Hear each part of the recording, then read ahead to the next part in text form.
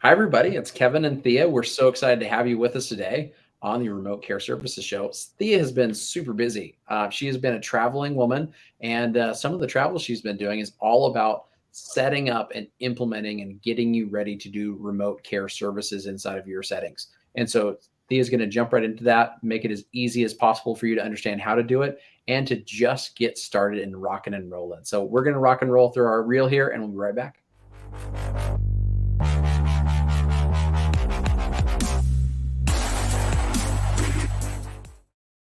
So Thea, after all the travels, have you just grown some wings and now you're able to sprout to any location necessary to be able to start remote care services? Yes, I am ready. I am here. I am waiting for people to take me up on that offer. Really was down south, southern parts of the states, doing some implementation around care management. Had an independent pharmacy owner reach out and ask me how I can help them. And so we signed up an implementation program for her, and really a 3-month program to get her from zero to seeing patients is my hope. And I really wanted to talk today because that implementation review of how the pharmacies were working, I went to see the pharmacies because I was like, what better way to figure out where to implement things is to see their flow and do the thing. So that's what I was doing. And I realized quickly that there are so many tasks that pharmacists do and technicians, all staff of a pharmacy, independent pharmacy, are doing that could be related to care coordination. And I wanted to kind of go over those things because if you're doing these things, we can get you paid for them. And that is exciting. And that means no DIR fees, ladies and gentlemen, none. None. It's medical billing, not pharmacy billing. Woohoo! Oh man, the clawbacks in every direction. So with that, Thea, awesome to be able to get more folks up and running. Tell us a little bit more about the reception, like how it was to go down there, how the staff kind of felt about it, how the ownership felt about it, like the overall feel. Yeah, the ownership was all on board. They know that they need different opportunities than what the dispensing model has to offer today, and really kind of sock away money, like just put money away because they're going to need it and they know it. And so they're looking for that revenue generation that really is zero clawbacks, zero DIR fees, and really is sustainable. And so they were 100% on board. You know, when you walk into any pharmacy, though, you're like the new kid on the block, and you're like having to get buy-in really quickly with the staff, the technicians, everything. And just I don't know. I have this thing. I can walk into anywhere and start talking to people. It's like I'm the host. Every time I walk in somewhere, I'm like, I pretend I'm the hostess. Like, hey, how are you? Like, what can I do for you? Kind of thing. And I keep that in mind every new place I walk into, so my anxiety doesn't stop me from walking in. Because that happens a lot for a lot of pharmacists. But one way I've tackled that over the last 5 years of walking in, a little tips, Smart. but anyways, I digress. Let's get back to the pharmacy setting. So the pharmacy setting, they were a little timid about me walking in, and the owners really didn't give them much information about me, other than that I was a colleague coming in to look at some of the workflow processes. And it really aligns exactly how I always envisioned it to be. With independent pharmacies, they're doing a lot of care management work around centering the patient's needs to the forefront of everything that they do, whether the patient comes in and they need to be talked to at the front counter, or whether their insurance needs called and for a prior authorization or a refill error issue. You're doing that kind of work, and that work in the medical world is coordination of care. And so all of those tasks that have never in pharmacy have ever been paid, for you to do those things, it now allows you to do that. If you set up care management services, like chronic care management, remote patient monitoring, principal care management, which is a little, one chronic condition instead of more than one. Those care management codes are they really want coordination of all practitioners to be utilizing them from a Medicare standpoint as prevention, because the more coordination equals less problems in their mind, which in turn is less money, and they don't want to pay out any more money. So they would rather pay preventatively on these measures to be able to do that. And so Kevin, we've talked like all of the different care coordinations could be, your tech calling about MedSync. You could be doing the pill packing for the patient. That is coordination of care. You could be delivering. That's coordination of care. You could be calling the patient to ask about their MedSync program, or calling the doctor to relay to them that you have some patients that aren't medication adherent, like the patient's not taking their statin anymore. What do they want to do about it? All of those measures are measures that you can tally time in your favor to get paid for, and it's paid for lucratively. That had to be a huge relief, like for all this pharmacy staff to go, oh, you mean we're already doing this? Like it's not, you're not going to lump another thing on my shoulders to take care of. This is something we're literally already doing. You're just going to teach me how to do it and get paid for it. Yes.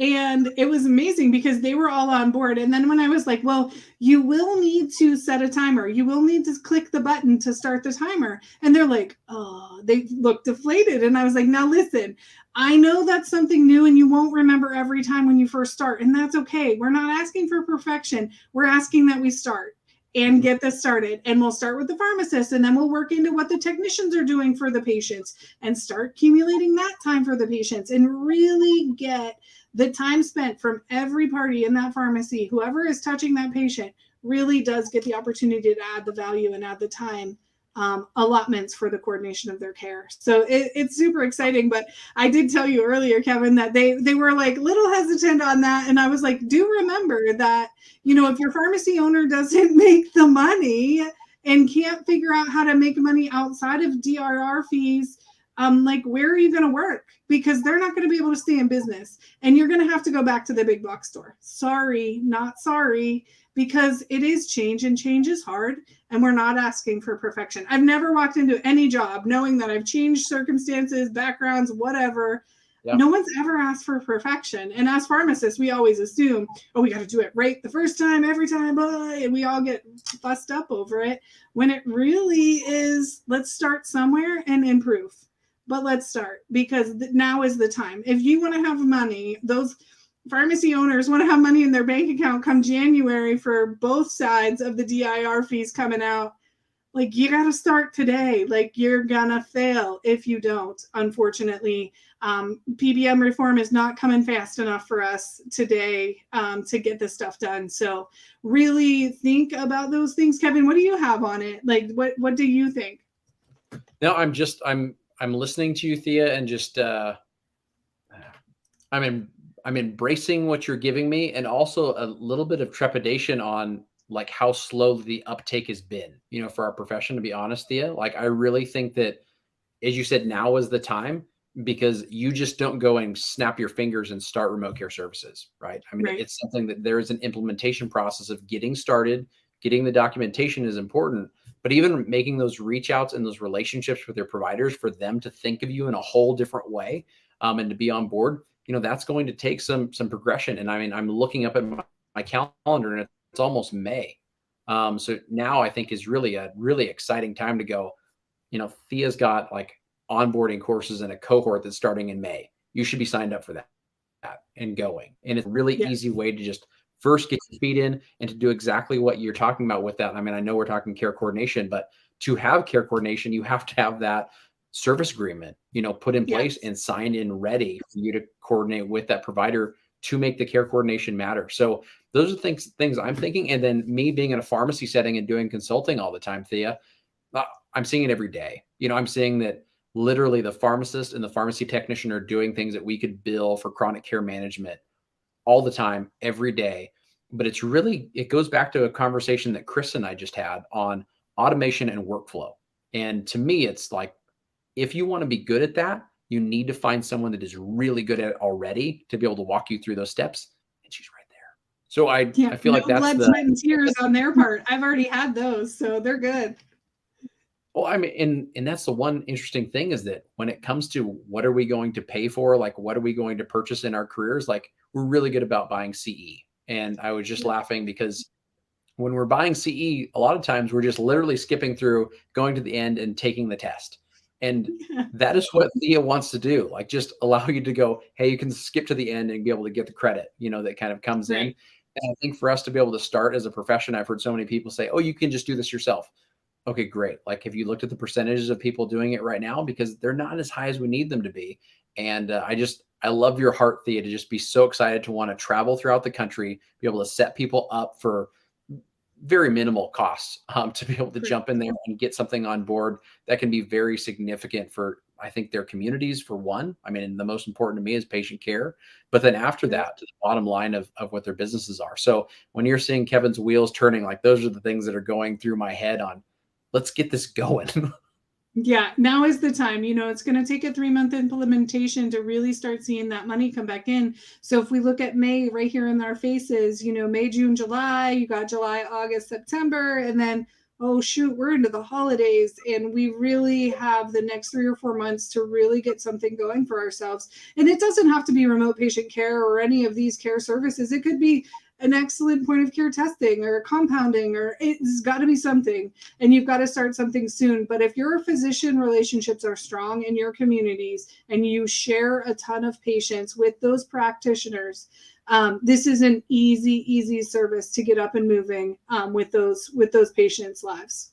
I love that you mentioned that, Thea, because it doesn't have to be one or the other. And I think the beautiful thing that you're going to see is you have to have a payment modality to start the others, and there's a nice trickle effect. And so if you start with point of care testing, great. Like, you can bring people in to start testing, and then you can offer them some of the remote care services, and vice versa. They can have remote care services, and you can start putting other functional medicine practices, herbalism practices, whatever the case is that you want to fold in, that's like your niche that you really love.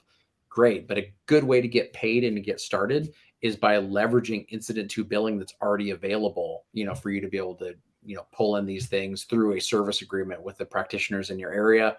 The other important thing, I think, just talking to a group last night, Thea, about communities trying to care about each other and keep things moving.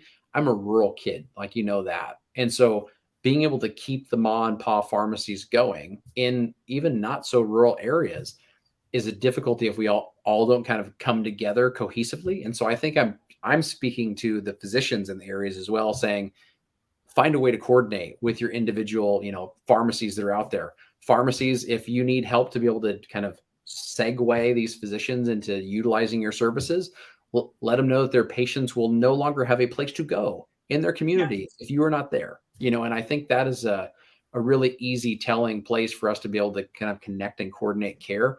But that's where the heart is really leaping out. I think is just saying, like, we need these services for our patients, and to be able to recognize that care coordination is something that we're doing every day. I mean, you listed off, 7 things like this that we're already doing. We just need to document. So tell me this, in the last couple of minutes that we have here, when it comes to starting and leveraging care coordination, and you talked about you need to start thinking about hitting the clock, to start this process. When we're going into that and having to punch the clock on care coordination, how do folks right now start thinking about what is care coordination? Like, what things that I'm doing are care coordination, and how do I start making my mind shift over to, I'm doing this for Mrs. Jones. Mrs. Jones is one of my remote care services patients. I need to hit the clock for these things. Yeah, I think that when you look at it from a standpoint of the things you're already doing, it's super easy to find the things when you are specifically working with one person. That's the person that's in front of you, whether it's at the pharmacy counter and you're having a conversation with them or wherever it is. It's when you can solely work on one patient. And I'm not meaning like check their basket full of meds. I mean, while that is care coordination, it is completing the cycle of medication adherence and stuff. So that is definitely viable, but it's when you have one thing to do and then you're moving on to the next and the next and the next. Those things are more on the tail end of care coordination, I would say. I think there's lower hanging fruit for when you are solely working on one person. And whether that's a prior auth, or whether it's calling the doctor because of a reaction or a prescription problem, or, the pill packing device is running that person's and you're checking that person's, and that is all time. And I worked long-term care, and we had those ATC strip packages, and oh my Lord, checking each one of them. And like, it was hours that's what I spent 8 hours a day doing. And so like, And I never got paid to do that service. Like there wasn't a fee that they paid for that. It was because they needed it that way. That's how we had to do it. And it was contracted that way. So there's no exchange on my time.